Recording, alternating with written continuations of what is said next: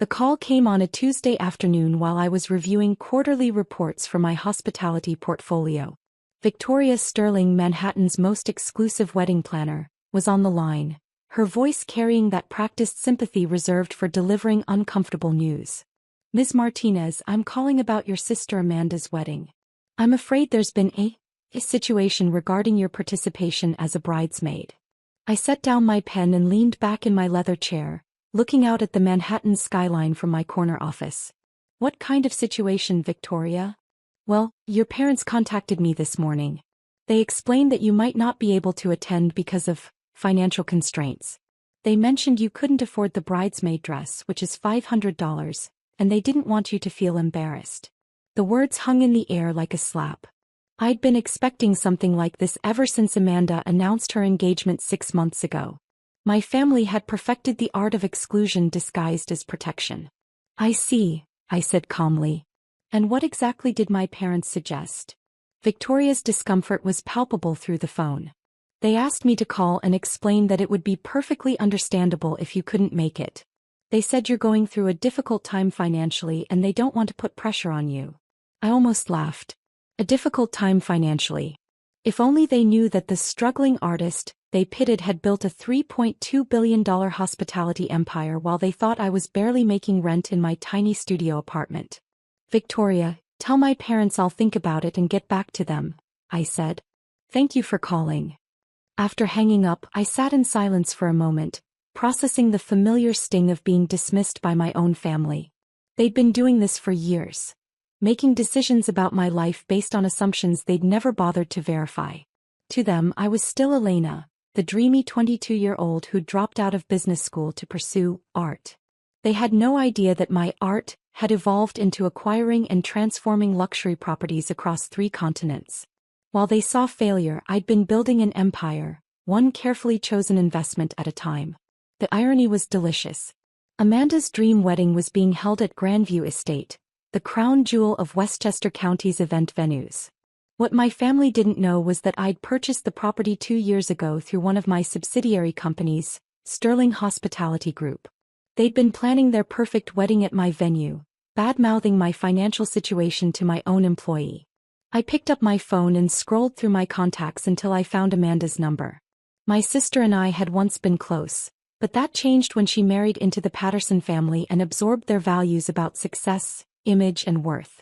She'd slowly joined my parents in treating me like the family disappointment. Instead of calling Amanda, I decided to wait. Tomorrow was Wednesday, exactly 1 week before the wedding. If I was going to make my move, timing would be everything.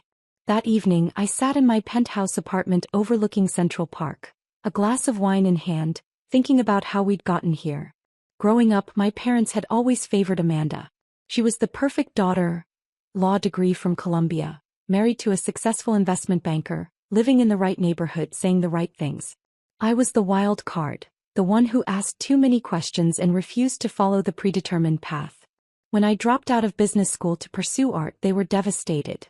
When I moved into a tiny studio apartment in Brooklyn and started selling paintings at local markets, they were ashamed. What they didn't see was that I was learning, watching, and quietly acquiring properties that everyone else overlooked. My first purchase was a rundown bed and breakfast in the Catskills. The owners were desperate to sell and I got it for $180,000. I spent 6 months renovating it myself, learning construction, design, and hospitality management.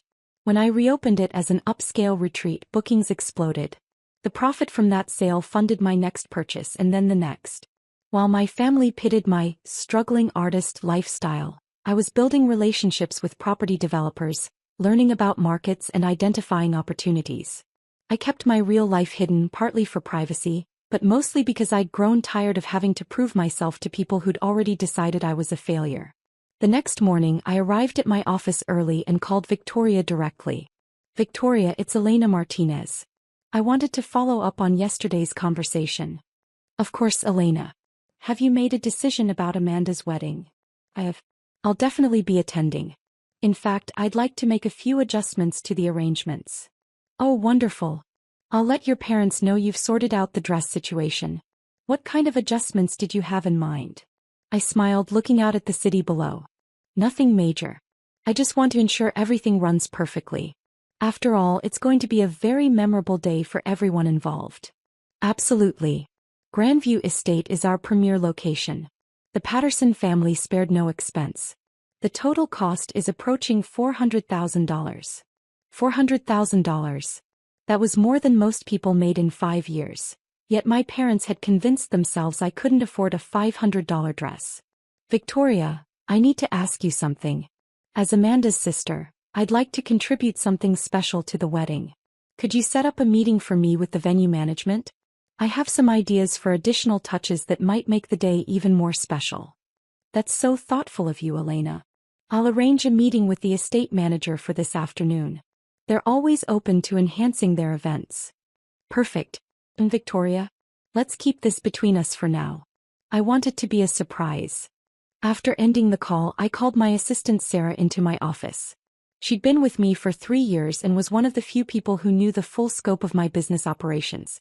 Sarah, I need you to prepare a comprehensive report on Grandview Estate.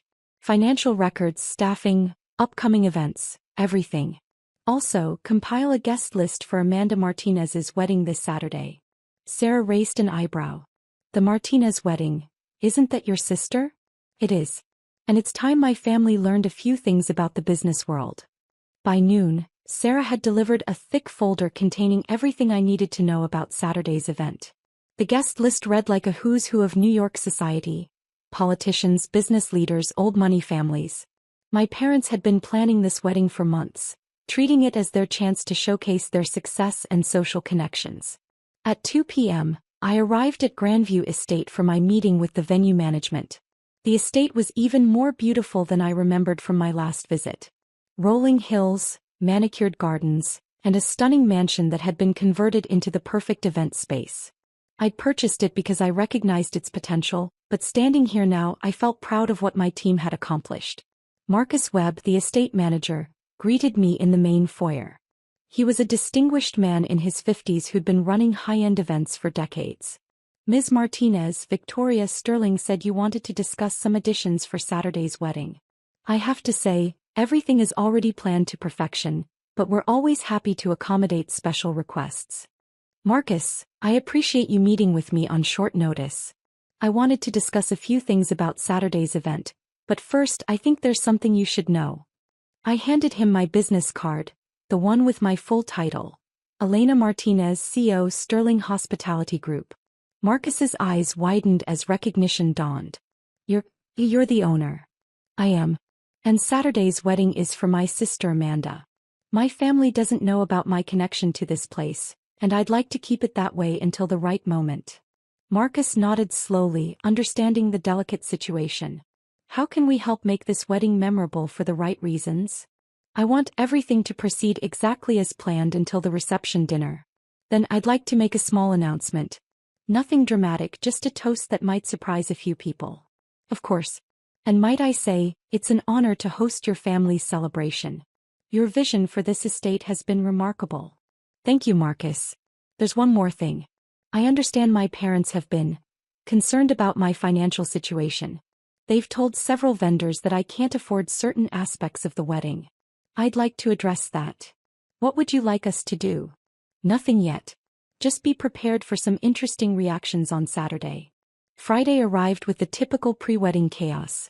My phone buzzed constantly with calls from family members, none of whom had bothered to contact me directly about the dress situation.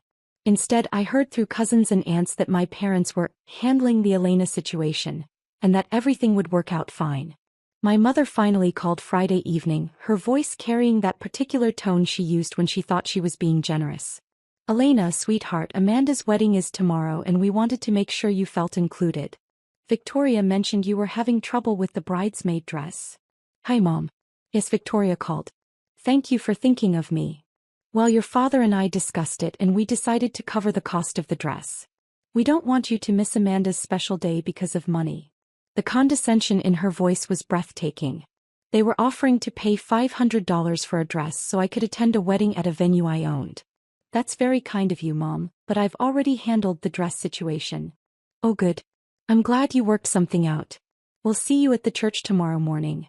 The ceremony starts at 2 p.m., and then we'll all go to Grandview Estate for the reception. I'll be there, Mom. Wouldn't miss it. Saturday morning dawned crisp and clear. Perfect weather for a wedding. I spent the morning getting ready in my penthouse, choosing my outfit carefully. The bridesmaid dress was hanging in my closet, a beautiful silk creation that cost exactly $500. I'd had it altered perfectly and it looked stunning, but I wouldn't be wearing it. Instead, I selected a custom-made dress from a designer my family would recognize, elegant, sophisticated, and probably worth more than most people's cars. I wasn't trying to upstage the bride, but I was done hiding who I'd become. The ceremony at St. Patrick's Cathedral was beautiful.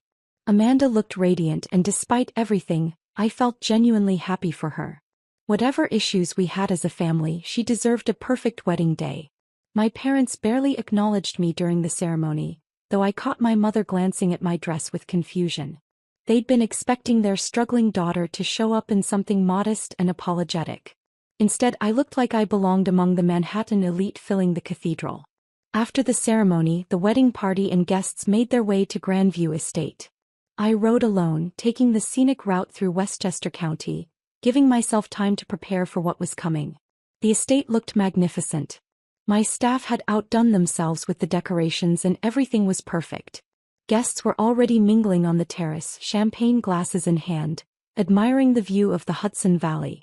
I found Victoria near the main entrance, coordinating with the catering staff. She looked up as I approached and I saw surprise flash across her face. "Elena, you look absolutely stunning. That dress is incredible." "Thank you, Victoria. Everything looks perfect. You've done an amazing job. I have to ask, where did you get that dress? It's clearly designer." And after the conversation about the bridesmaid dress, I smiled. "Victoria, there are a few things about me that might surprise people today. But let's wait until dinner for the full story." The cocktail hour proceeded beautifully. I mingled with guests, many of whom I recognized from business circles, though they didn't know my connection to the venue.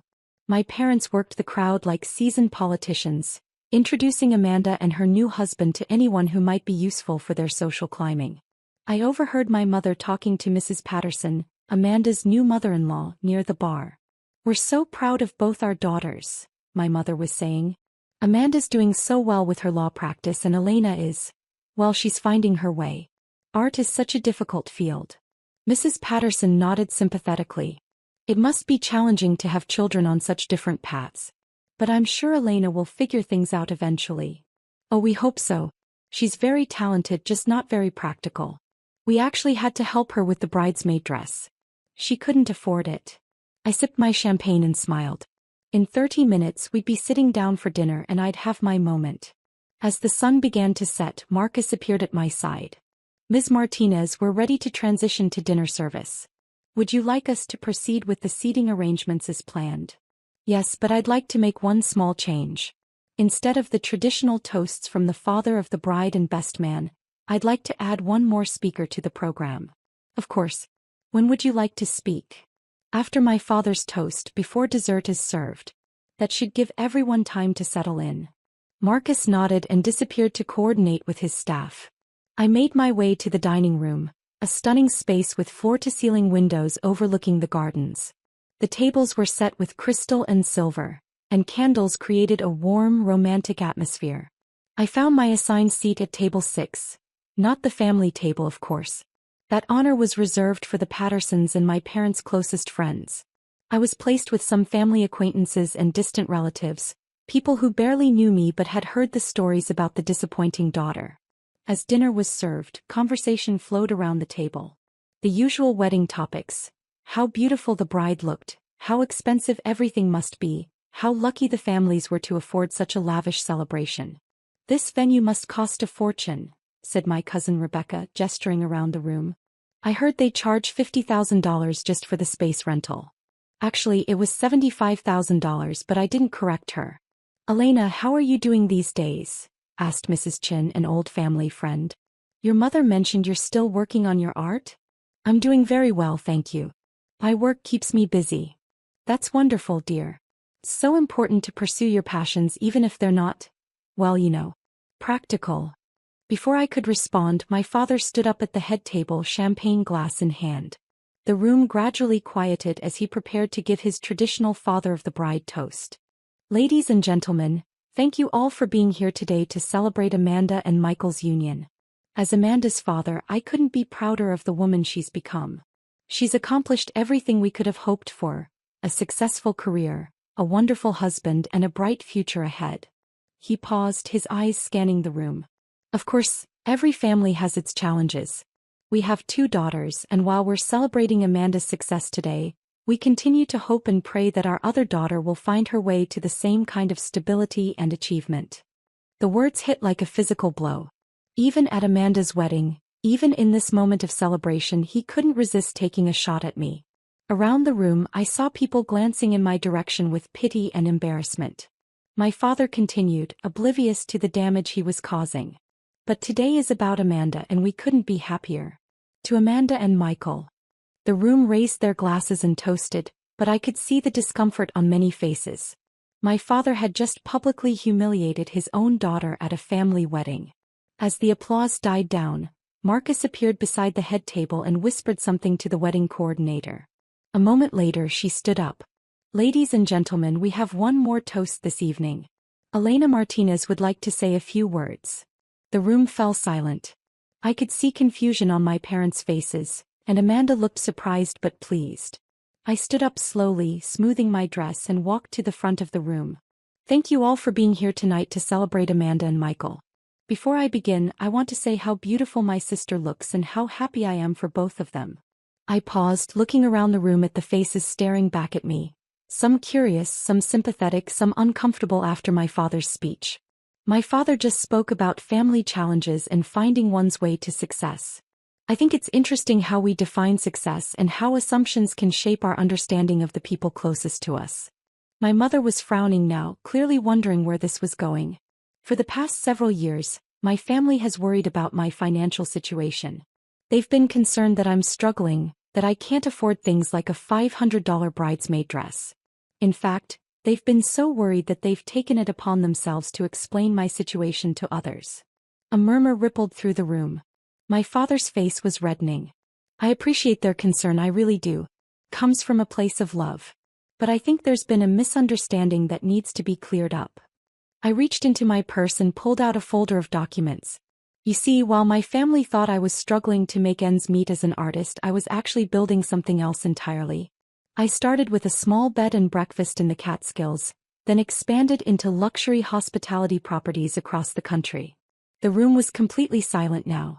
Today, I'm the CEO of Sterling Hospitality Group, which owns and operates luxury hotels, resorts, and event venues throughout North America and Europe. Our annual revenue last year was $2.8 billion. Gasps echoed around the room. I saw my mother's champagne glass slip from her hand. But here's the really interesting part, I continued, my voice steady and calm. This beautiful venue where we're celebrating tonight, Grandview Estate, is actually one of my properties. I purchased it 2 years ago and spent $8 million renovating it into what you see today. The silence was deafening. My father looked like he was going to be sick. So when my parents told the wedding planner that I couldn't afford to attend my own sister's wedding because of a $500 dress, they were speaking about their daughter's financial situation at a venue that same daughter owns and operates. I smiled at the head table where my family sat frozen in shock. Amanda, Michael, I want this to be the perfect start to your marriage, so please consider tonight's reception my wedding gift to you. The entire cost, venue, catering, flowers, everything, is on me. The room erupted. Amanda burst into tears, though whether from joy or shock I couldn't tell. Michael stood up and started clapping, and soon the entire room was on their feet applauding. But I wasn't done. There's one more thing, I said, raising my hand for quiet. Mom, Dad, I know you've been worried about my financial stability. I want to put those concerns to rest. I pulled out another document from my folder. This is a deed to a house in Scottsdale, Arizona. 4 bedrooms, 3 baths, a pool, and a beautiful view of the mountains. It's worth about $1.2 million, and as of today it's yours. Consider it a thank you for all those years of concern about my finances. My mother was openly crying now, and my father looked like he'd been hit by a truck. I love you both despite everything. I love Amanda and I love our family. But I think it's time we started having honest conversations instead of making assumptions about each other's lives. I raised my champagne glass. To Amanda and Michael and to family, all the complicated, messy, wonderful parts of it. The room exploded again with applause and cheers. As I walked back to my table, people stood to congratulate me, shake my hand and express their amazement. The energy in the room had completely transformed. Amanda appeared at my side, tears streaming down her face. Elena, I had no idea. I'm so sorry about everything. The way we treated you, the things we said. Amanda, this is your wedding day. Be happy. We'll have plenty of time to talk later. She hugged me tightly. I love you, sis. And thank you. This is incredible. Michael joined us, his face full of admiration and gratitude. Elena, I don't know what to say. This is the most generous thing anyone has ever done for us. Just be good to my sister, I said, smiling. That's all the thanks I need. The rest of the evening passed in a blur of congratulations, conversations and celebration. My parents eventually approached me, both looking shell-shocked and ashamed. Elena, my father began, his voice shaky. I don't know what to say. The things I said tonight, the way we've treated you. Dad, we all make mistakes. The important thing is that we learn from them. My mother took my hands in hers. Sweetheart, can you ever forgive us? We were so wrong about everything. Mom, you're forgiven. But I need you to understand something. Success isn't just about following traditional paths or meeting other people's expectations. It's about finding your own way and building something meaningful. We see that now, she said. We see that we never really saw you at all. As the evening wound down and guests began to leave, I found myself standing on the terrace overlooking the gardens I'd spent months designing. The wedding had been perfect. Amanda was happy and my family finally knew the truth. Marcus appeared beside me with a final glass of champagne. Ms. Martinez, if I may say so, that was one of the most memorable toasts I've ever witnessed at this venue. Thank you, Marcus. I think it was time for some honesty. The staff has been talking. They're all incredibly proud to work for someone who handled that situation with such grace and generosity. I smiled, looking out at the peaceful gardens. You know what the funny thing is? I never intended to reveal everything tonight. I was planning to maybe mention my ownership of the venue quietly, just to make a point. But when my father gave that speech, sometimes the universe gives us the perfect moment to set the record straight. Exactly. My phone buzzed with a text from Amanda. Thank you for the most amazing wedding gift ever. But more than that, thank you for showing me what real strength looks like. I love you, big sister. I smiled and typed back, I love you too. See you at Sunday dinner. Her response came immediately, wouldn't miss it. And Elena? Next time you buy a venue, maybe give us a heads up. I laughed, feeling lighter than I had in years. Sometimes the best revelations are the ones that bring families together instead of tearing them apart. As I walked to my car, I thought about the journey that had brought me here. Building a business empire had been challenging, but navigating family relationships had been far more complex. Tonight, finally, both parts of my life had come together. My phone rang as I reached my car. It was Victoria. Elena, I had to call. That was the most incredible evening I've ever planned. But I have to ask, did you really build a billion-dollar company while your family thought you were a struggling artist?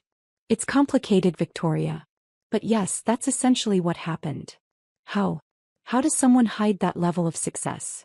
I smiled, starting my car and heading toward the city lights in the distance. Very carefully and with a lot of patience. But mostly you just wait for the right moment to tell the truth. As I drove home to my penthouse, I reflected on what had changed and what hadn't. I was still the same person who'd dropped out of business school to pursue a different path. I was still the daughter who disappointed her parents' expectations. But now, finally, my family knew the whole story. The best part wasn't the money or the success or even the shock on their faces. The best part was Amanda's text and my parents' genuine remorse, and the possibility that we could build something better together. Sometimes the greatest victory isn't proving you were right all along. Sometimes it's using your success to bring the people you love back together. Monday morning, I arrived at my office to find a dozen roses from Amanda and a handwritten note from my parents asking if we could have lunch to talk about starting over. My assistant Sarah was grinning when she handed me the messages. I take it the wedding went well? She asked. It did. Better than I expected, actually. And your family? I smiled, thinking about the long road ahead of rebuilding relationships and creating new understanding. They're learning. We all are. As I settled into my desk to start another day of running my empire, I felt something I hadn't experienced in years. The possibility that success and family didn't have to be mutually exclusive after all. The best part about building something from nothing isn't the money or the recognition. It's having the resources to lift up the people you love, even when they don't deserve it. Especially when they don't deserve it. That's what family really means.